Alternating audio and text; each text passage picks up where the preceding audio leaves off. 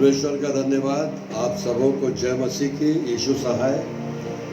आइए हम सब मिलकर के प्रभु की स्तुति और महिमा में जाएंगे। आज की शाम में इस सप्ताह का अंतिम दिन है और प्रभु ने आपको और मुझको संभाला है। आइए विनती और प्रार्थना करेंगे। प्यारे पिता, फिर से आपको धन्यवाद कि आपने हमें जीवन दिया कि आपकी स्तुति और आपकी महिमा हम सब मिलकर के कर सके। आपने अपने वचन के द्वारा से हम पर अनुग्रह बनाए रखा है और हमारी विनती और प्रार्थना को सुन करके हमेशा उत्तर दे रहे हैं। प्रभु, आपको इसलिए धन्यवाद देते हैं। हमारा विश्वास है कि प्रभु यीशु मसीह इस दुनिया में हम पापियों के उद्धार के लिए आए और उसी उद्धार को जो हमने सेतवेद पाया है, प्रभु दूसरों तक ये सेतवेद इस उद्धार को पहुंचाना चाहते हैं। हमारी विनती है, प्रार्थना उद्धारकर्ता मुक्तिदाता प्रभु यीशु मसीह के नाम से मांगते पिता, सुनिए और दया से ग्रहण कीजिए। आमीन। मैं आज आपके साथ जो बातचीत करने जा रहा हूँ, परमेश्वर पिता, पुत्र और पवित्र आत्मा, त्रिएक परमेश्वर जो हमें पुत्र परमेश्वर के प्रेम के द्वारा से मिला, पवित्र आत्मा प्रभु यीशु मसीह के जाने के बाद उनके द्वारा से हमें दी गई। और तीसरी बात जो हमें सबसे मुख्य मिली है वो है परमेश्वर का जीवित वचन, पवित्र धर्मशास्त्र, पवित्र बाइबल। आज मेरा विषय आपके साथ बाइबल के विषय में होगा, इसलिए हम मिलकर गाएंगे। सब कुछ तुम त्यागो पर बाइबल न छोड़ो। दुनिया में हम सब चीज त्याग दें, लेकिन एक बात का ध्यान रखें कि हम बाइबल को कभी अपने जीवन से अलग ना करें। गाएंगे।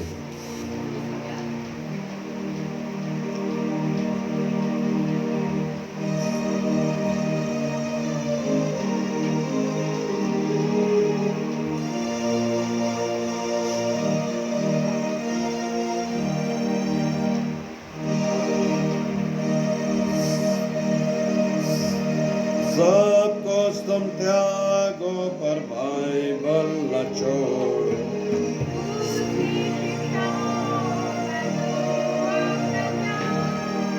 निश्चित को वो उसके नींद से जगाती, उसमें है जीवन आनंद का बयान। बाइबल न छोड़ो, बाइबल न छोड़ो, बाइबल उजाला और शिक्षक भी है। बाइबल न छोड़ो, वो धर्म का निदान जिसमें है पढ़ने पापों से उद्धार। हे मेरे मन, उसको अपना तू कर ले, उसके सगुण है अथाह और अपार। बाइबल न छोड़ो, बाइबल न छोड़ो, बाइबल उजाला और शिक्षक भी है। भक्तों के लिए है बाइबल लिखी, उससे जवान आपसे रोक जाते हैं। मन की निराशा में वो होती आशा, सबों के लिए ये आधार और सहारा। बाइबल न छोड़ो, बाइबल न छोड़ो, बाइबल उजाला और शिक्षक भी है। आज से 35 साल पहले जब मध्य प्रदेश और उत्तर प्रदेश बाइबल सोसाइटी का एक अंग हुआ करता था, तब स्वर्गीय के रेवरेंट जे याफत हमारी कलीसिया में हमारे बीच में आते थे और वोकेशनल बाइबल स्कूल के संडे स्कूल के विद्यार्थियों को वो गीत सिखाया करते थे, बड़े लगन के साथ, बड़े प्रेम के साथ और बड़ा कीमती वक्त निकाल कर विद्यार्थियों को, जो संडे स्कूल के विद्यार्थी थे, उनको ये गीत सुनाया करते थे। उसका एक कोरस, एक पद मैं आपके सामने गाऊंगा, क्योंकि बाइबल धर्मशास्त्र जो है वो हमारे जीवन का वो मापदंड है, वो आईना है प्यारे मित्रों, जिसके द्वारा से आप और मैं आज भी सुरक्षित हैं, आप और मैं इस संसार में आगे चलाए जाते हैं।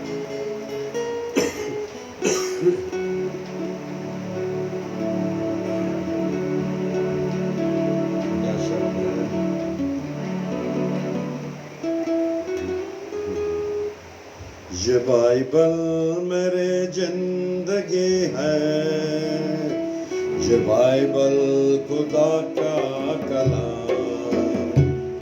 ये बाइबल मेरे जिंदगी है, ये बाइबल खुदा का कलाम।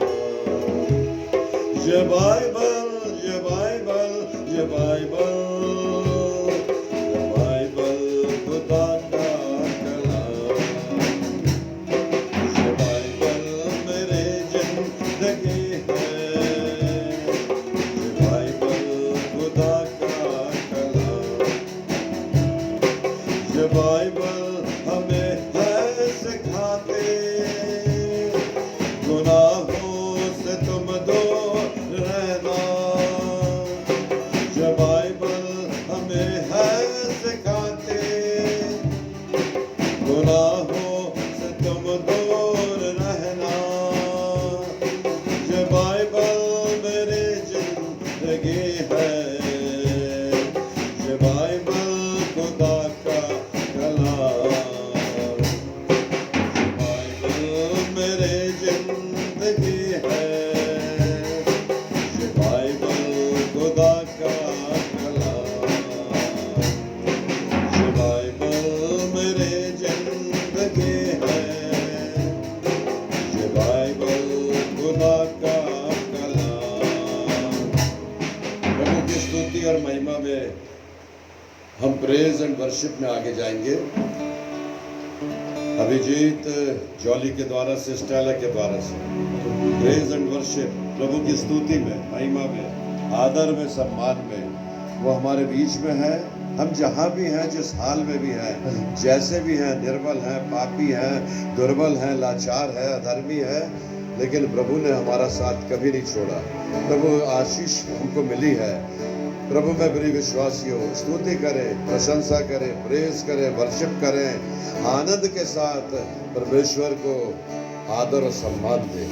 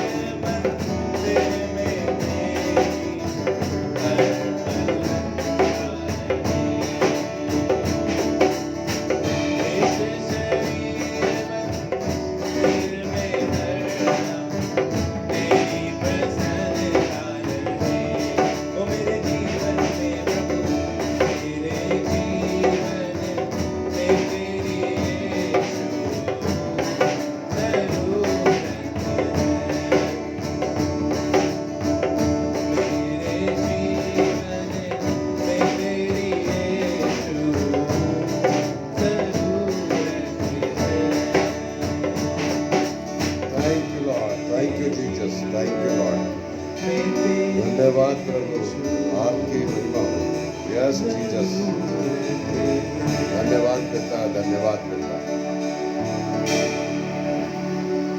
अब तुम्हें हमारे पिता ईश्वर और प्रभु यीशु ख्रीस्त की ओर से प्रेम, अनुग्रह और शांति मिले। आइए हम धन्यवाद और प्रार्थना करेंगे। हमारे मुक्तिदाता प्रभु यीशु मसीह, राजाओं के राजा, हम आपको धन्यवाद देते हैं पिता कि आपने लॉकडाउन के दिनों में आज तक 39 दिन तक हम सब की रक्षा रखवाली की है। लेकिन पिता परमेश्वर जो इस दुनिया से कूच कर गए, जो नहीं बच पाए, प्यारे पिता उनके शोकित घरानों को आपके हाथों में सौंपते हैं लॉर्ड जीसस। आप शांति के दाता हैं और बल और ज्ञान देने वाले परमेश्वर, संसाधन देने वाले पिता हैं। उन्हें ऐसे सहायता करने वाले लोगों का साथ दीजिए प्रभु, जो उनके जीवन में हौसला अफजाई कर सके और जो इस दुनिया में उनके साथ बिछड़ गए हैं, प्यारे पिता परमेश्वर वो अपने जीवन के उस मार्ग में आगे बढ़ सके, क्योंकि जीवन देने वाले प्रभु आप हैं और जीवन लेने वाले भी पिता केवल आप हैं। हमारी विनती, हमारी प्रार्थना को सुनिएगा, दया से ग्रहण कीजिएगा, आशीष दीजिएगा। आमीन। आज का जो मेरा आपके साथ शेयर करने का विषय है वो विषय है जो तीसरी बात, प्रभु यीशु मसीह जिसे परमेश्वर ने अपने प्रेम के कारण से संसार में भेजा। प्रभु यीशु मसीह जब इस दुनिया से पुनरुत्थान के बाद 40 दिन दिखाई देते रहे और दिखाई देने के बाद 40 दिन के बाद जब उनका स्वर्गारोहण हुआ, तो प्यारे मित्रों अपने चेलों से और उन लोगों से धाड़स बंधाते हुए प्रभु यीशु मसीह ने कहा था, मैं तुम्हें एक कंफर्टर, एक सहायक दूंगा जो मेरे जाने के बाद मिलेगा। और एक वाचा बांधी थी कि मेरे पिता के यहाँ पर रहने के बहुत से स्थान हैं और यदि ना होते तो मैं तुमसे कह देता। और प्रभु यीशु मसीह यहाँ से दूर चले गए।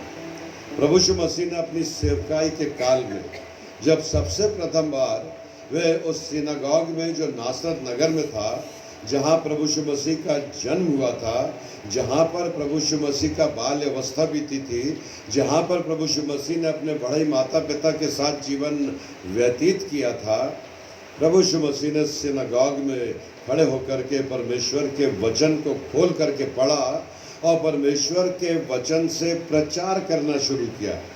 उस बात में खासियत केवल एक थी प्यारे मित्रों, कि जब प्रभु यीशु मसीह पवित्र धर्मशास्त्र की बातों को जो नबूवत करने वाले लोगों ने लिखी थी, जो भविष्यवाणियाँ खुद यीशु मसीह के लिए की गई थी, उन बातों को पढ़ करके प्रभु यीशु मसीह ने बताया। और उनके बताने का जो स्वभाव था, उनका एक अधिकार था जो प्रभु यीशु मसीह वहाँ पर उपयोग कर रहे थे। वो अथॉरिटी, वो अधिकार परमेश्वर पिता के द्वारा से उन्हें मिला था और वही अधिकार जाने के बाद उन्होंने अपने चेले, अपने डिसाइपल्स और अपने उन लोगों को दिया जो प्रभु के ऊपर विश्वास करने वाले थे। धर्मशास्त्र, पवित्र बाइबल, ये बाइबल वो शिक्षा है जो सर्वशक्तिमान पिता से लेकर के आज के दिन तक इस संसार के लिए आशीष का कारण बनी है।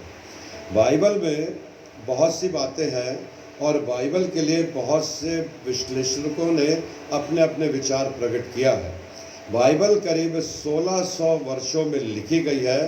इस पुस्तक की सबसे बड़ी खासियत ये है कि ये करीब 40 से 45-42 लेखकों के द्वारा से लिखी गई है। लेकिन इन लेखकों के द्वारा से जो मनुष्य थे, जो भविष्यवक्ता थे, जो प्रेरित थे, जो परमेश्वर का मुख होकर के बोलते थे, उनके साथ पवित्र आत्मा की प्रेरणा निरंतर बनी हुई थी।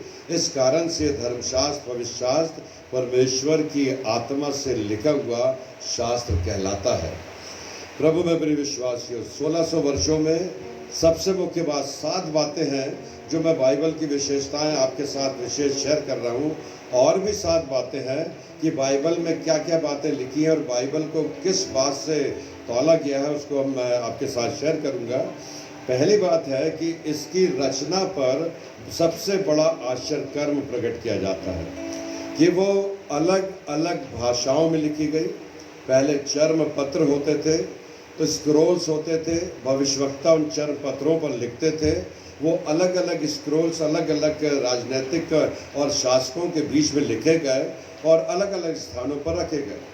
लेकिन अलग भाषा, अलग देश, अलग स्थान और अलग समय चक्र के बाद भी ये 66 पुस्तकें जो संकलित की गई हैं, ये एक सबसे बड़ी विशेष महत्व की बात है।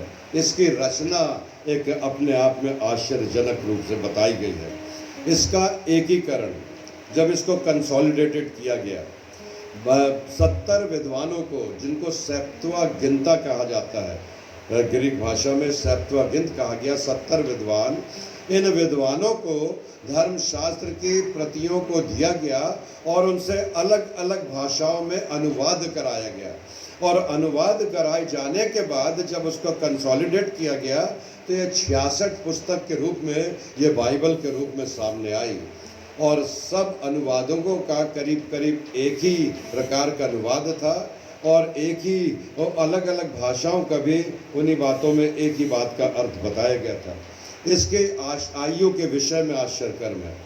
इसकी जो समय अवधि है वो पुराने नियम से लेकर के नए नियम तक करीब 1600 वर्षों तक अलग अलग राइटर्स ने, अलग अलग रचयिताओं ने, अलग अलग लेखकों ने लिखा है। और इन लेखकों में कोई साहित्य को जानने वाला था, कोई केवट था, कोई मछुआरा था, कोई महसूल लेने वाला था, कोई साधारण सा व्यक्ति था। ये सब इलिटरेट अज्ञानी व्यक्ति थे। लेकिन आज की तारीख में सबसे ज़्यादा विद्वानों के शोध का विषय कोई है तो वो पवित्र बाइबल, पवित्र धर्मशास्त्र है। इलिटरेट, असभ्य और अशिक्षित लोगों के द्वारा से लिखी गई पुस्तक पर शिक्षित लोगों का शोध आज भी अधूरा है। चौथी बात, इसकी बिक्री पर आज भी आश्चर्यकर्म है। ये करीब 4,40,000 बाइबल प्रति वर्ष छपती है और प्रति वर्ष बेची जाती है। सबसे ज़्यादा दुनिया में बिकने वाली कोई पुस्तक है तो वो बाइबल है, और सबसे प्राचीन कोई ग्रंथ है तो वो धर्मशास्त्र अर्थात बाइबल है। पांचवी बात, इसकी रुचि पर बहुत ज़्यादा आश्चर्य की बात है। हर एक वर्ग, हर एक युग के लोग इसको पढ़ते हैं, पढ़ते आए हैं और पढ़ते चले जा रहे हैं। उम्र का तकाजा नहीं है, बाल्यावस्था से लेकर के वृद्धावस्था तक लोगों के बीच में सर्वमान्य पवित्र धर्मशास्त्र को पढ़ा जाने वाला ग्रंथ माना गया है। इसकी भाषा का आश्चर्य है क्योंकि इसका अधिकांश भाग अशिक्षित मनुष्यों द्वारा लिखा गया है, पर साहित्य की श्रेष्ठता और साहित्य की कृति में सर्वोच्च साहित्य के रूप में आज भी इसको गिना जा रहा है। सातवीं बात, इसके संरक्षण पर बड़ा आश्चर्य है क्योंकि आरंभ ही से सबसे ज़्यादा अगर किसी किताब का विरोध हुआ है, किसी धर्मशास्त्र का विरोध हुआ है तो वो बाइबल का हुआ है। राजाओं ने, नेताओं ने, साम्राज्य के शासकों ने बाइबल की पुस्तकों को फाड़ फाड़ करके फेंका, उसे अग्नि में डाल दिया, उसे जला दिया गया, बाइबल पढ़ने वाले लोगों के ऊपर अत्याचार किया गया। लेकिन तमाम तत्कालिक समय से लेकर के मध्य युग तक और मध्य युग से लेकर के वर्तमान युग तक बाइबल सबसे ज़्यादा पढ़ी जाने वाली और सबसे ज़्यादा बिकने वाली किताब है। और इसको लगातार इसका जो उपस्थिति है हर स्थान पर ये पाई जाने वाली किताब है। परमेश्वर की वचन की व्याख्या के लिए कुछ प्रयुक्त 7 चिन्ह हैं जिनको बाइबल में स्पष्ट रीति से कहा गया है। सबसे पहली बात, जो 7 चिन्ह है, 7 आश्चर्य कर्म मैंने आपको बताया कि बाइबल किस प्रकार से देखी जाती है। सबसे ज़्यादा विरोध का सामना करने वाली पुस्तक, लेकिन सबसे ज़्यादा प्रचारित और सबसे ज़्यादा लोगों के जीवन में मान्य किताब अगर कोई है तो वो बाइबल है। पहली बात, ये बाइबल जो है इसको स्वॉर्ड कहा गया है, ये तलवार है प्रभु में प्रिय विश्वासियों। The Bible is calling like a sword. और उसको देखेंगे दूसरा इब्रानियों की पत्री उसका 4था अध्याय और उसकी 12वीं आयत में, क्योंकि लिखा है, क्योंकि परमेश्वर का वचन जीवित और प्रबल और हरेक 2धारी तलवार से भी बहुत चौका है और वह जीव और आत्मा को और गांठ गांठ और गूदे गूदे को अलग करके वार पार छेद देता है। परमेश्वर का वचन क्या कह रहा है? Now that Bible is like a sword. ये वो परमेश्वर का वचन है जो बड़ा प्रबल है और हर एक दो धारी तलवार के समान है, जो जीव जीव और आत्मा आत्मा के गूदे गूदे को वार पार छेद देता है। जब वो मनुष्य के जीवन पर प्रहार करता, प्रतिक्रिया करता, इट मीन्स बाइबल बातचीत करती। प्यार होती, बाइबल बातचीत करती। डॉक्टर विली ग्रैहम ने एक बार उनके जो साथी थे, उन्होंने बाइबल के विषय में कहा कि बहुत सी बातें ऐसी है डॉक्टर ग्राहम कि इसको आप सिद्ध करने में पूरी रीति से सफल नहीं हो पाते हैं, और इसलिए यह भ्रम की स्थिति उत्पन्न करती है। डॉक्टर विली ग्राहम जो बहुत बड़े प्रचारक थे और बाइबल की बड़ी गहन अध्ययन करने के बाद वो तथ्यों के साथ परमेश्वर का वचन प्रचार करते थे। वो एकांत में गए, रात्रि के समय में चंद्रमा के उजियाले में बाइबल को उन्होंने सामने रखा और सामने रख करके घुटने टेका, और घुटने टेक करके उन्होंने प्रार्थना करना शुरू किया। हे पिता, इस पवित्र धर्मशास्त्र की बातें जिसने मेरे जीवन को बदल दिया है, जिसने मेरे जीवन में आपकी आत्मा को भर दिया है, जिसके द्वारा से मैं जीवन की सब सत्य और सब उन बातों का प्रकटीकरण करता हूँ, प्रकाशन देता हूँ, प्रभु इस बाइबल के विषय में मुझे और ज्ञान दे। प्रभु में प्रिय विश्वासी, उनकी प्रार्थना के अंत में उनका ये निष्कर्ष निकला कि बाइबल सत्य है और सत्य के द्वारा से प्रमाणित है, और वही सत्य है जिसके वचन को वो बड़ी सामर्थ के साथ प्रचार करते हैं। इट मीन्स बाइबल बातचीत करती है। वो एक दोधारी तलवार है। जब वो हमारे जीवन के और अंतर्मन के और खुद के घृणित कामों को परमेश्वर के वचन के द्वारा से हमको बताती है। बाइबल एक हथौड़ा है। That Bible is like a hammer. वो हथौड़े का काम करती। पवित्र धर्मशास्त्र में लिखा है, यिर्मयाह नबी की पुस्तक, उसका 23वां अध्याय और उसकी 29वीं आयत में जहाँ लिखा है, बाइबल शक्तिशाली है और सुनने वाले के प्रतिरोध को तोड़ देती है। यहोवा की यह भी वाणी है कि क्या मेरा वचन ऐसा हथौड़ा नहीं जो पत्थर को फोड़ डाले? क्या मेरा वचन ऐसा हथौड़ा नहीं जो पत्थर को तोड़ डाले? जब एक मनुष्य के जीवन में, जिसका जीवन पाप के कारण से, अंधकार के कारण से, शैतान के कारण से जब जकड़ा हुआ रहता है, तो वो उस पत्थर के समान हो जाता है, वो उल्टे घड़े के समान हो जाता है, जिसमें कितना भी पानी डालो उसके ऊपर कोई प्रभाव नहीं पड़ता। लेकिन जब परमेश्वर का वचन जब हैमर के समान पड़ता है, जब हथौड़े के समान पड़ता है, तो यिर्मयाह ने अपने वचन में लिखा कि हे यहोवा, आपकी वाणी, आपका वचन मेरे जीवन में हथौड़े के समान काम करता है। तीसरी बात, the word of God is like a seed. परमेश्वर का वचन एक बीज है, और उस बीज के लिए क्या लिखा? पहला पत्रस उसका पहला अध्याय और उसकी 23वीं आयत में, क्योंकि तुमने नाशवान नहीं पर अविनाशी बीज ने से परमेश्वर के जीवते और सदा ठहरने वाले वचन के द्वारा नया जन्म पाया।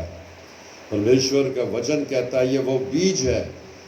जब परमेश्वर के वचन को किसी के हृदय में बोया जाता है, तो वह नाशवान जीवन से अविनाशी बीज के समान परमेश्वर के वचन के द्वारा से उसका जीवन बदल जाता है।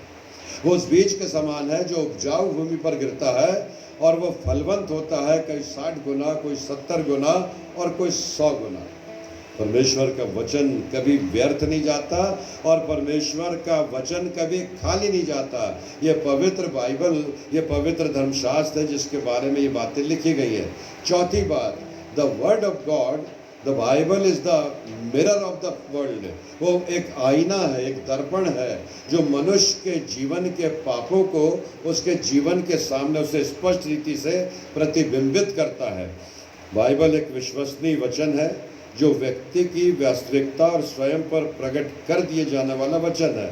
याकूब की पत्री उसका पहला अध्याय उसकी 23वीं आयत से 25वीं आयत में लिखा है, बाइबल की समानता दर्पण से करना है जिसमें पापी अथवा अपना वास्तविक प्रतिबिंब देखता है, जैसा स्वयं प्रभु ने चित्रित किया। पढ़िएगा इसको जिसे मिल गया। क्योंकि जो कोई वचन का सुनने जो कोई वचन का सुनने वाला, आप वचन सुन रहे हैं और वचन आपसे बातचीत कर रहा है, वचन आपको अपने जीवन की हर बातों को दर्शा रहा। पढ़िएगा। हाँ, और उस पर चलने वाला ना हो हाँ।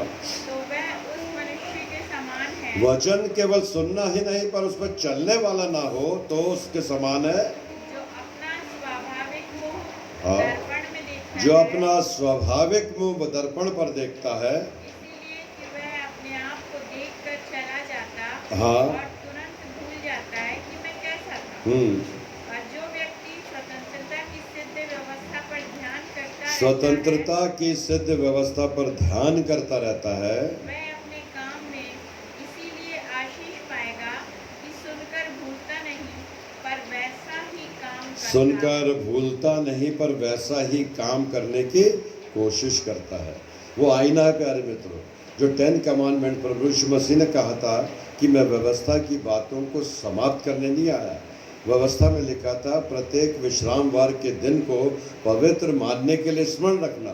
और परमेश्वर का वचन चाइना में जब पहली बार पहुंचा, प्रभु में प्रिय विश्वासियों, चाइना के ऊपर सबकी नज़र लगी। एक समय ऐसा था, साम्यवादी देश में परमेश्वर का वचन नहीं पढ़ा जाता था और ना ही सुनाया जाता था, ना ही चर्चेस थे।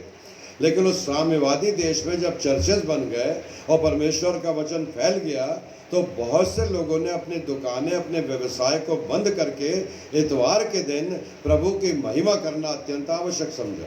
उनके ऊपर कानूनी कार्रवाई की गई, उनके ऊपर अत्याचार किया गया, पर उन्होंने अपने प्रतिष्ठानों को रविवार के दिन खोलना मुनासिब नहीं समझा और परमेश्वर का वचन फैलता गया, बढ़ता गया। आज ये हाल है प्यारे मित्रों कि now the south Korea is completely change. वो पूरी रीति से परमेश्वर के वचन और उसके आत्मा में आ गए हैं। चाइना में भी बहुत से लोग हैं जो परमेश्वर के वचन को ग्रहण कर चुके हैं। 5वीं बात, the word of God is the fire of the world. परमेश्वर का वचन जो बाइबल है वो एक आग है प्यारे मित्रों। और वो आग कैसी है? यिर्मयाह नबी की पुस्तक उसका 23वां अध्याय और उसकी 29वीं आयत में लिखा है, यहोवा की यह वाणी है कि क्या मेरा वचन आग सा नहीं है? यहोवा की ये वाणी है कि क्या मेरा वचन आग सा नहीं है? आगे में लिखा, परंतु यिर्मयाह 20 उसके 9वें पद में लिखा है, परंतु उसका वचन मेरे हृदय में ऐसा है मानो मेरी हड्डियों में धधकती हुई आग हो।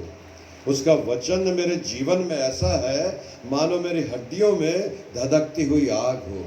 The word of God, the Bible is the like a fire.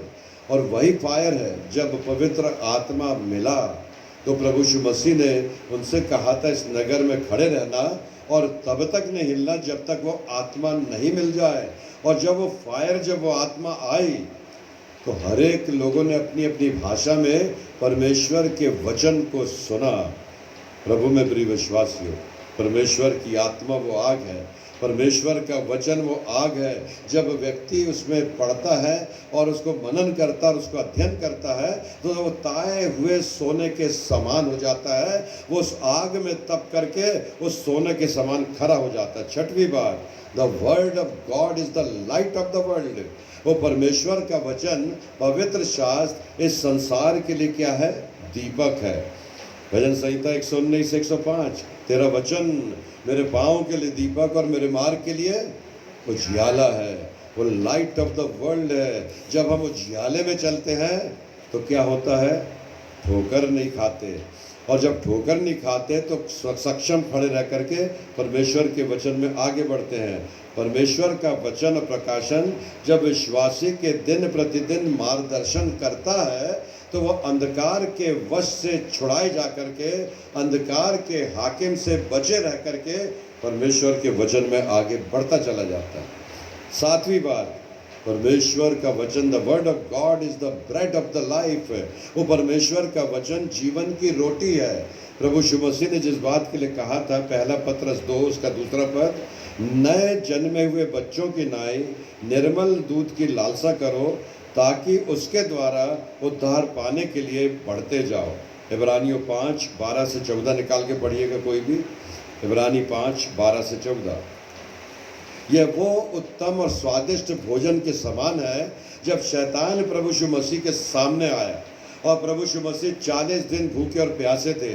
शैतान ने आकर के जब उनकी परीक्षा किया तो इन कहा कि इन पत्थरों से कह दे कि ये रोटियां बन जाए, और जब ये रोटी बन जाए तो उसे खा लेना। प्रभु ने कहा मनुष्य केवल रोटी से नहीं पर हर एक उस वचन से जो परमेश्वर के मुंह से निकलता है। Bible is the word of God, परमेश्वर के मुंह से निकला हुआ वचन है। पढ़िएगा। समय के विचार से तो तुम्हें गुरु हो जाना चाहिए, समय के विचार से तो तुम्हें गुरु हो जाना था, तो भी यह आवश्यक हो परंतु गया ये है आवश्यक हो गया है कि कोई तुम्हें परमेश्वर के वचनों की आदि शिक्षा फिर से सिखाए। हाँ, तुम तो ऐसे हो गए हो कि तुम्हें अन्न के बदले अब तक दूध ही चाहिए। तुमको ऐसे हो गए हो कि अभी भी अन्न के बदले दूध ही चाहिए। क्योंकि नए नए उपदेशक, नए नए प्रचारक, नई नई बातें, नई नई बातों को विश्लेषण करना, लेकिन नहीं प्रभु में प्रिय, परमेश्वर का वचन बड़ा गंभीर और बहुत ही ज़्यादा गहरा है और वो हमारे गूदे गूदे को वार पार छेद देता है। परमेश्वर के वचन के लिए लिखा रोमियो की पत्री उसका 10वां अध्याय उसकी 17वीं आयत में कि विश्वास जो है वो सुनने से होता है और सुनना जो है वो परमेश्वर के वचन से होता है। और परमेश्वर का वचन क्या है? वो 66 पुस्तकें, वो बाइबल उत्पत्ति से लेकर के मलाकी तक और मत्ती से लेकर के प्रकाशित वाक्य तक, 39 पुस्तकें पुराने नियम की, 27 पुस्तकें नए नियम की। इन तमाम 66 पुस्तकों को परमेश्वर ने अपनी आत्मा के द्वारा से प्रचार किया। और जब प्रभु यीशु मसीह ने इस दुनिया में आकर के अपना काम परमेश्वर की इच्छा के अनुसार करना आरंभ किया तो वहाँ कैसे किया? मरकुस रचित सुसमाचार उसका 7वां अध्याय उसकी कौन सी आयत है? 3री आयत से बोला था, पढ़िएगा।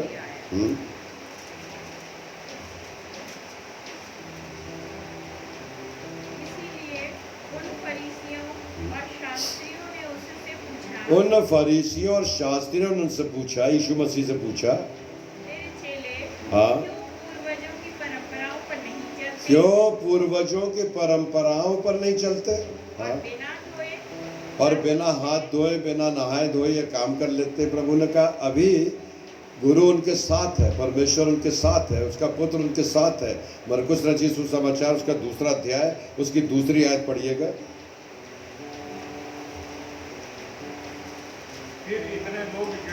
फिर इतने लोग इकट्ठे हुए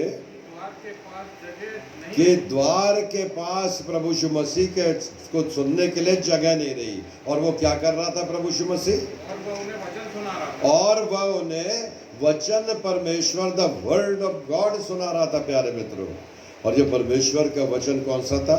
यशायाह नबी की पुस्तक उसका 53वां अध्याय पढ़िए, यशायाह नबी की पुस्तक उसका 57वां अध्याय पढ़िए, यशायाह नबी की पुस्तक उसका 63वां अध्याय पढ़िए। वो सारी भविष्यवाणियाँ जो प्रभु यीशु मसीह के लिए की गई थी वो प्रभु यीशु मसीह के उपस्थित होने से वहाँ पर क्या हो रही थी? पूरी हो रही थी। और वह उन्हें उन बातों को सुना रहा था। यशायाह नबी की पुस्तक उसका 40वां अध्याय उसकी 8वीं आयत में लिखा है, घास तो सूख जाती है और फूल मुरझा जाता है, परंतु हमारे परमेश्वर का वचन सदैव अटल रहेगा। घास सूख जाती है और सारी बातें जाती रहती है, लेकिन परमेश्वर का वचन है प्यारे मित्रों जो अटल था, अटल है और अटल हमेशा बना रहेगा। आइंस्टीन ने एक बार कहा कि विज्ञान विश्वास पर आधारित है और विश्वास करना विज्ञान के लिए अत्यंत आवश्यक है। वैसे ही परमेश्वर का वचन विश्वास पर आधारित है और विश्वास करना परमेश्वर के वचन के द्वारा से हमको सिखाया गया है। परमेश्वर के वचन में जिस बात को लिखा गया है, रोमियो की पत्री उसका 10वां अध्याय उसकी 17वीं आयत पढ़ेंगे। अभी पढ़ ली हमने, वचन सुनने से आता है और वचन के द्वारा से हमें आशीष मिलती है। 2 कुरिन्थियों 7 उसका पहला पद, शुद्धता परमेश्वर के वचन से आती है। 2 कुरिन्थी 7 उसका पहला पद।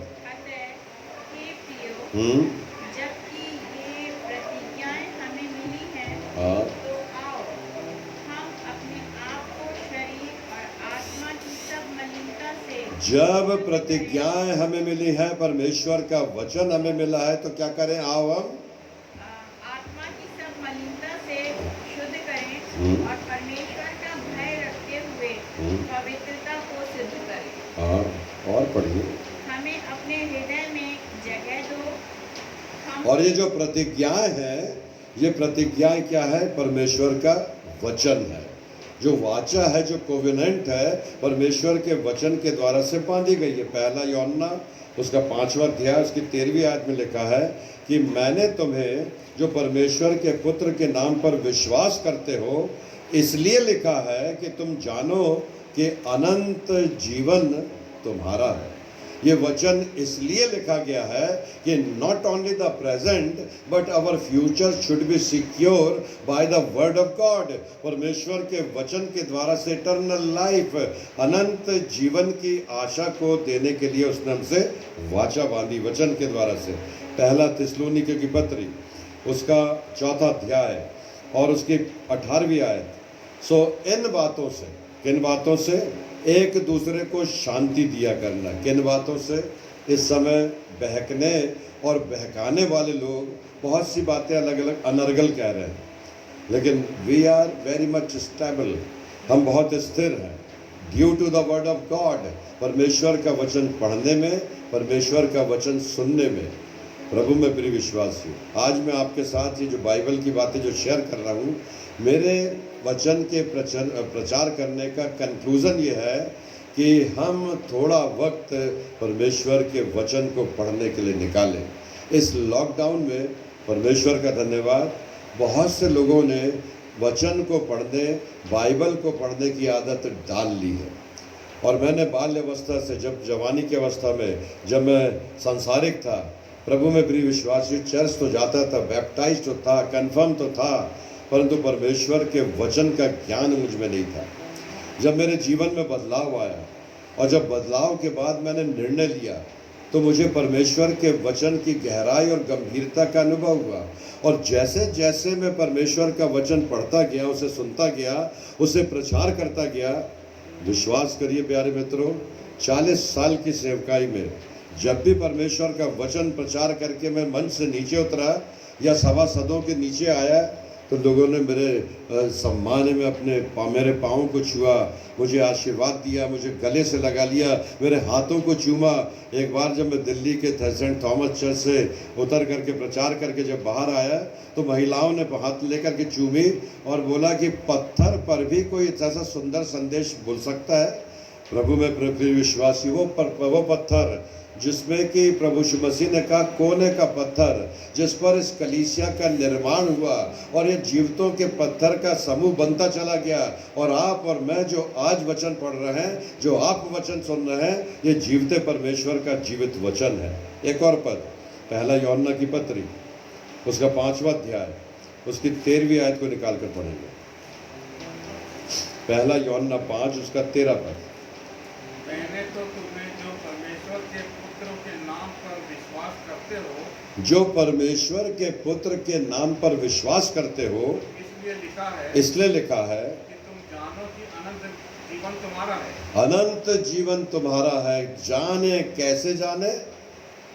बिना परमेश्वर के वचन को पढ़े हुए नहीं जान सकते। उसने हमें विश्वास दिलाया, निश्चयता दिलाई है, कॉन्फिडेंस दिया है कि वर्तमान और भविष्य दोनों मैं सुरक्षित कर सकता हूँ अगर तुम इस वचन को पढ़ोगे और इस वचन में क्या कहा गया, बने रहोगे। पहला पत्रस 1 उसका 23वां पद। क्या नया जन्म परमेश्वर के वचन के द्वारा से होता है, क्योंकि उस तुमने नाशवान नहीं पर अविनाशी बीज से परमेश्वर से जीवते और सदा ठहरने वाले वचन के द्वारा नया जन्म पाया है। प्रभु में प्रिय विश्वासी, परमेश्वर के वचन में इस बात के लिए साफ लिखा हुआ है। कुछ लोग परमेश्वर के वचन के ना पढ़ने के कई कारण बताते हैं, लेकिन विश्वास कीजिए, 5 मिनट, 7 मिनट, 10 मिनट, धीरे धीरे आप वचन से इतना प्यार करेंगे। एक पुस्तक के राइटर जिनका नाम है निकी गैम्बेल, उन्होंने अपनी पुस्तक में लिखा, जब उनका जीवन बदला, तो उन्होंने कहा कि जब मेरा जीवन बदला तो मैंने बाइबल को पकड़ा। मत्ती, मरकुस, लूका, यूहन्ना, चारों सुसमाचार लगातार पढ़ता चला गया। और जब मन नहीं भरा तो फिर रोमियो की पत्री और कुरिन्थियों को भी निकाल करके पढ़ा। और जब उसको पढ़ा तो उसके बाद संतुष्टि और अनुभव हुआ कि वचन को पढ़ने और सुनने और उसका पालन करने में कितना विशेष आनंद मिलता है।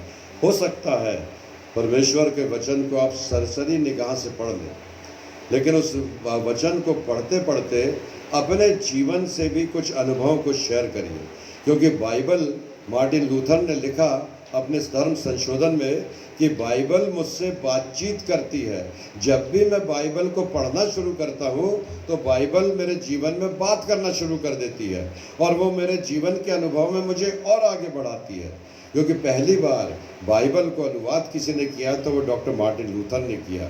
जब उन्होंने अज्ञातवास में जब गए तब बाइबल पुराने नियम और नए नियम को उन्होंने अंग्रेजी भाषा में अनुवाद किया, जर्मनी में अनुवाद किया।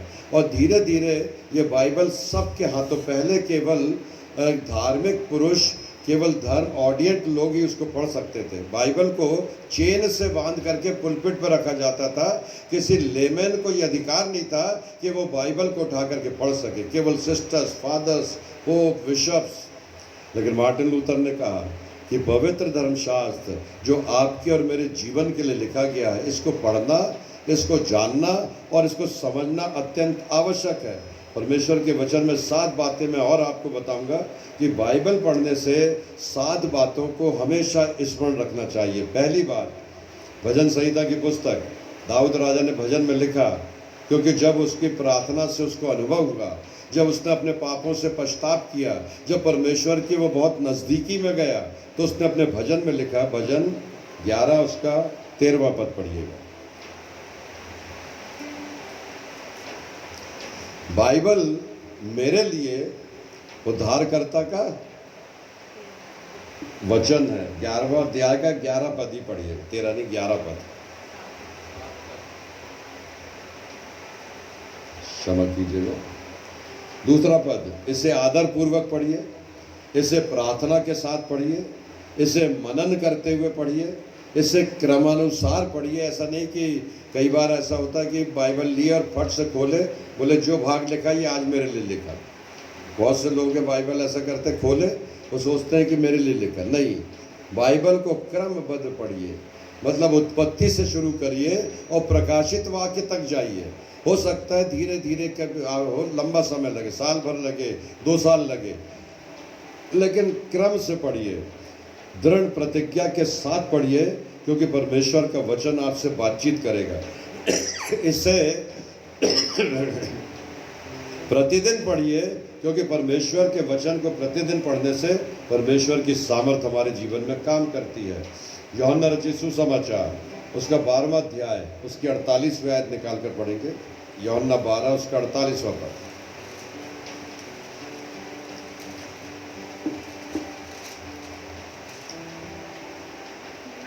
जो मुझे तुच्छ जानता है और मेरी बातें ग्रहण नहीं करता है, उसको दोषी ठहराने वाला तो एक है, अर्थात जो वचन मैंने कहा है वही पिछले दिन में उसे दोषी ठहराएगा। क्योंकि जो वचन मैं पढ़ता हूँ, क्योंकि मैंने अपनी ओर से बातें नहीं, ये मैंने अपनी ओर से बातें नहीं की, परंतु पिता पिता जिसने मुझे भेजा है उन बातों को प्रोत्साहित किया, और तब मैंने लिखा। तत्कालिक समय में परमेश्वर बातचीत करता तो क्या वर्तमान में आज बातचीत नहीं करता? Yes, now this is the great question. लेकिन प्रभु में प्रिय, आज भी वो वैसी ही बातचीत करता है। आप जो भी अपने मसीह अनुभव में पढ़ते हैं, अपने जीवन में उसको सामना करते हैं, और जब आप उन परिस्थितियों को लिखते हैं, आज आप लिखेंगे, आज से 20 साल बाद वही वचन बन जाएगा। क्योंकि आप जो लिखेंगे वो परमेश्वर की आत्मा में होकर के लिखेंगे। परमेश्वर का वचन परमेश्वर की आत्मा के द्वारा से लिखा गया, और ये वो वचन है जो आत्मा के द्वारा से आपसे और मुझसे बातचीत कर रहा है। और जब हम उस आत्मा में होकर के आगे बढ़ेंगे तो अपने अनुभवों को अगर लिखेंगे, अपनी सेवकाई के बारे में अगर लिखेंगे, अपनी विटनेसेस को अगर आप बताएंगे, निश्चय जानिए कि आगे के युग में यही बात प्रवचन और वचन बन जाएगी, परमेश्वर का वचन बन जाएगी, जो आत्मा के द्वारा से आपके और मेरे जीवन में लिखी गई है। एक बार 17वीं शताब्दी में एक व्यक्ति हुए, सर क्रिस्टोफर रैन, उन्होंने एक चर्च, एक कैथेड्रल बनाया, सेंट पॉल कैथेड्रल बनाया। उस कैथेड्रल को बनाने के लिए बहुत से मजदूर लगे, बहुत से मैसन लगे, बहुत से कारीगर लगे, बहुत से लोगों ने सहयोग दिया। लेकिन जब वो 35 साल बन करके तैयार हुआ तो वो सर क्रिस्टोफर रैन के द्वारा से बनवाया गया कैथेड्रल कहलाया गया।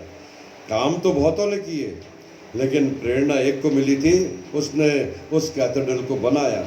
जब एलिजाबेथ रानी क्वीन को जब स्टॉकहोम में रानी की पदवी मिली, तो वहाँ के जो मॉडरेटर थे, उस रानी की पदवी के सम्मान में उन्होंने जाकर के बाइबल भेंट दी, और बाइबल भेंट करते हुए उन्होंने कहा कि मैं इस संसार की सबसे सुंदर पुस्तक आपको दे रहा हूँ, और इस पुस्तक का मूल्य बहुत अमूल्य है। ये पुस्तक 16वीं सदी से के अंग्रेज बिशप ह्यूम लैटिमर ने कहा कि बाइबल हमेशा हमारे हाथों, कानों, मुंह और सबसे बढ़कर हमारे दिलों में होना चाहिए। एलिजाबेथ को सम्मान के साथ जब ये बाइबल दी गई, प्रभु में प्रिय विश्वासियों, मॉडरेटर ने कहा कि जब भी आप कोई निर्णय लें, जब भी आप कोई प्रशासनिक सम्मान के साथ कोई काम करें, बाइबल को जरूर पढ़िएगा। परमेश्वर आपके जीवन में आपको अगुवाई देगा। प्रभु अपने वचन के द्वारा से आपको और मुझको बड़ी आशीष दे। बाइबल आज, कल और युगानुयुग तक वो वचन है जो एक ऐसे दुर्गम पथ पर चलने वाले व्यक्ति के जीवन में उस मार्ग को वो आसान बना देती है। निराश जीवन में वो आशा का संचार कर देती है। हर जगह परमेश्वर की सामर्थ को बताने के लिए बाइबल आपके और मेरे जीवन के लिए सक्षम है। प्रभु अपने वचन के द्वारा से आप सबों को बहुतायत से आशीष दे। हम मिलकर एक और गीत वर्शिप, प्रेज एंड वर्शिप में सुनेंगे, उसके बाद प्रभु की प्रार्थना और सूचना।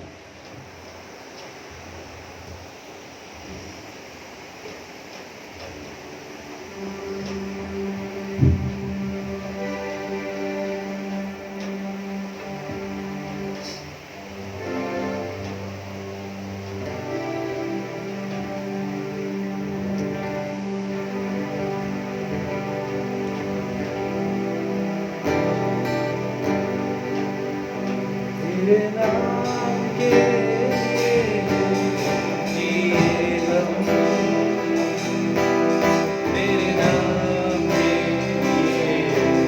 जिए हम, तेरे नाम के जिए हम, तेरे नाम के जिए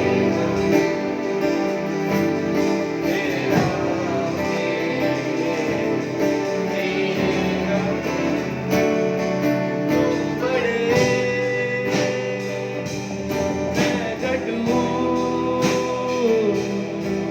तेरे जीवन से महिमा तुझे मिले, तू बढ़े मैं घटूं, मेरे जीवन से महिमा तुझे मिले। यस लॉर्ड, तेरे नाम के लिए यस जीसस, जिए ये हम तेरे नाम के लिए जिए हम, तेरे नाम यस के लॉर्ड, थैंक यू जीसस, जिए हम, तेरे नाम के लिए जिए हम। तू बढ़े मैं घटूं,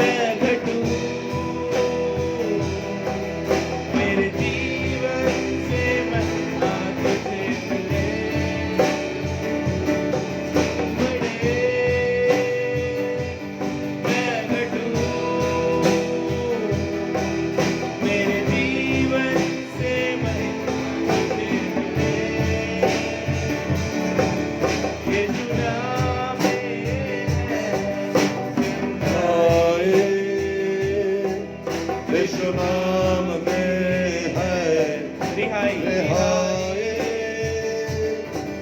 यीशु नाम में है सच्चाई, यीशु नाम में है रिहाई। यीशु नाम में Yes, Lord. यीशु नाम में यस यीशु, आपके नाम में चंगाई है, आपके नाम में ही रिहाई है, आपके द्वारा से ही सुरक्षा है, आपके नाम से ही प्रभु शांति है, आपके द्वारा से ही सारी परेशानियों से निजात है। लॉर्ड जीसस, धन्यवाद धन्यवाद प्रभु। पूरे दुनिया में एक ही नाम है प्रभु यीशु मसीह, जो दुनिया में वायरस को समाप्त कर सकता है। और हम सब गिड़गिड़ा करके प्रार्थना कर रहे हैं प्रभु कि आपने हमारी विनती प्रार्थना को सुन लिया। यस लॉर्ड, आप बढ़े हम घटे। यस जीसस, इन दिनों में आप बढ़ रहे हैं, दुनिया के सारे पापी और पाखंडी घट रहे हैं। लॉर्ड जीसस, आप महान परमेश्वर हैं। और Lord Jesus, thank you Jesus.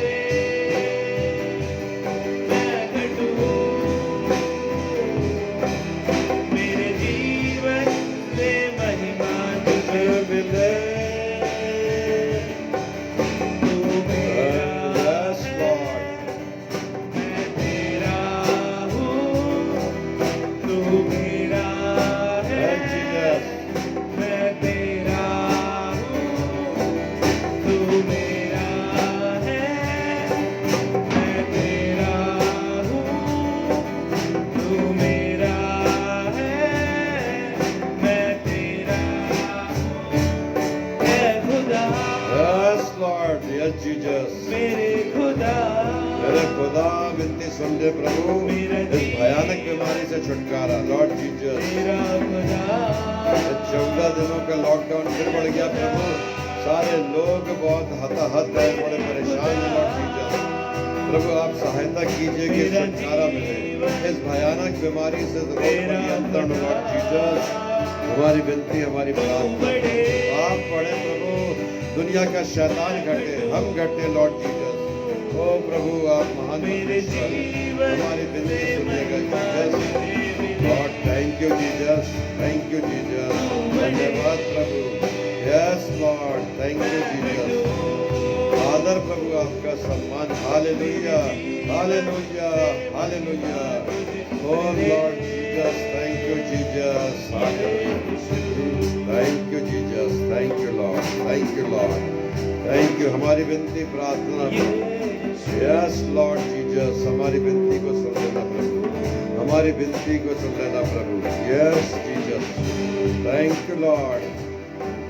हमारी प्रार्थना के विषय है प्यारे पिता कि इस कोरोना वायरस को नियंत्रण करने के लिए जो एंटीडोज बनाने की आवश्यकता है, जहां पिता परमेश्वर अमेरिका और स्पेन और इटली और जर्मनी और ब्रिटेन और तमाम देशों में प्रयास किए जा रहे हैं कि इस भयानक वायरस के ऊपर नियंत्रण किया जा सके। प्लाज्मा थेरेपी और बहुत से ऐसे प्रभु प्रयास किए जा रहे हैं कि इस भयानक वायरस से इस दुनिया के लोगों को छुटकारा मिले। आज हम सारे साइंटिस्ट को, सारे केमिस्ट को, सारे उन विद्वानों को जो दिन और रात पिता परमेश्वर एक ही कोशिश कर रहे हैं लॉर्ड जीसस कि उनके जीवन में इस वायरस से छुटकारे के लिए एंटीडोज बने। हमारे पिता परमेश्वर आपसे विनती प्रार्थना है कि हमें इस सप्ताह में उत्तर मिले लॉर्ड जीसस, ताकि इस 14 दिन के लॉकडाउन के बाद फिर लॉकडाउन की आवश्यकता न पड़े, सब लोग चंगे किए जाएं। ऐसी मेडिसिन इजाद हो पिता परमेश्वर जो त्वरित कार्रवाई करे, ऐसा उजियाला, ऐसी रोशनी, ऐसे तपन दीजिए प्रभु कि इस वायरस को झुलसा करके राख कर दीजिए। लॉर्ड जीसस, आप महान परमेश्वर हैं। जब मनुष्य असहाय हो जाता है प्रभु, तो उसकी दृष्टि उठती है तो आपकी ओर उठती है, और हम अपने आप को असहाय आज महसूस कर रहे हैं। हम ही नहीं, दुनिया के सारे वो राजे महाराजे, वो सारे साइंटिस्ट, वो सारे डॉक्टर्स, वो सारे केमिस्ट, वो सारे लोग जो पिता परमेश्वर इस वायरस के एंटीडोज की खोज में है। लॉर्ड जीसस, हमारे इस असहायपन को दूर कीजिए, क्योंकि बुद्धि देने वाले परमेश्वर आप हैं, रास्ता निकालने वाले खुदा आप हैं। लोग वुहान का नाम ले रहे हैं, लेकिन हम स्वर्ग के परमेश्वर का नाम ले रहे हैं कि प्यारे पिता, उस वायरस को जहां से निकला वहीं से समाप्त कीजिए। लॉर्ड जीसस, आपने हमारी विनती सुना है, करोड़ों बार धन्यवाद। ये विनती है प्रार्थना यीशु मसीह के नाम से मांगते हैं, इसलिए सुनिए और दया से ग्रहण कीजिए। आमीन। हम प्रभु की प्रार्थना करेंगे, है हमारे पिता तू जो स्वर्ग में है, तेरा नाम पवित्र माना जाए, तेरा राज्य आवे, तेरी इच्छा जैसे स्वर्ग में पूरी होती है वैसे इस पृथ्वी पर भी पूरी हो। हमारे दिन भर की रोटी आज हमें दे, और जैसे हमने अपने अपराधियों को क्षमा किया वैसे ही हमारे अपराधों को क्षमा कर। हमें परीक्षा में न ला, परंतु बुराई से बचा, क्योंकि राज्य, पराक्रम और महिमा सदा तेरी है। आमीन। अब हमें हमारे उद्धारकर्ता, मुक्तिदाता प्रभु यीशु मसीह का अनुग्रह, परमेश्वर पिता का प्रेम और पवित्र आत्मा की सहभागिता हमें से हर एक के साथ प्रभु अब से लेकर आपके दोबारा बादल पर आने तक प्राप्त होती रहे। आमीन। कल ईस्टर के बाद का तीसरा रविवार है और हम सब प्रातःकालीन आराधना 10 बजे फिर से FB पर उपस्थित होंगे। फेसबुक पर आप सब लाइव देख सकते हैं। मैं परमेश्वर को धन्यवाद देता हूं कि जितने कलीसिया के लोग हैं वो सब मुझे इस बात के लिए धन्यवाद दे रहे हैं कि हर रविवार हम हर रविवार को तैयार होकर के, वैसे ही नहा धो करके पूरी तैयारी के साथ जैसे चर्च आते थे, हम फेसबुक लाइव पर बैठ जाते हैं तैयार होकर के, और आराधना में, गीतों में, प्रेरितों के विश्वास वचन में, गवाहियों में और स्तुति करने में सामूहिक रूप से शामिल होते हैं। प्रभु में मेरी विश्वासियों, हर एक घर में चर्च बन चुका है और परमेश्वर को धन्यवाद देने का विषय है कि ये कलीसिया अपने उस उद्देश्य के लिए प्रार्थना में आगे बढ़ते चली जा रही है। उद्देश्य स्वयं के स्वार्थ सिद्धि की नहीं है, दुनिया में इस भयानक बीमारी से छुटकारे के लिए है, और छुटकारे के लिए हमारी विनती और प्रार्थना हमारा पिता, हमारा परमेश्वर सुन रहा है। प्रभु आप सबों को बहुतायत से आशीष दे, और प्रार्थना करें, संकल्प करें कि जो मैंने आपसे आज बातचीत किया है कि परमेश्वर का वचन हमारे जीवन के लिए प्राथमिकता बन जाए। रोज हम उसे पढ़ें, रोज उस पर अध्ययन करें, रोज उस पर मनन करें। प्रभु आपसे और मुझसे आश्चर्य कर्म कराना चाह रहा है। प्रभु आप सबों को बहुतायत से आशीष दे। यीशु साहब।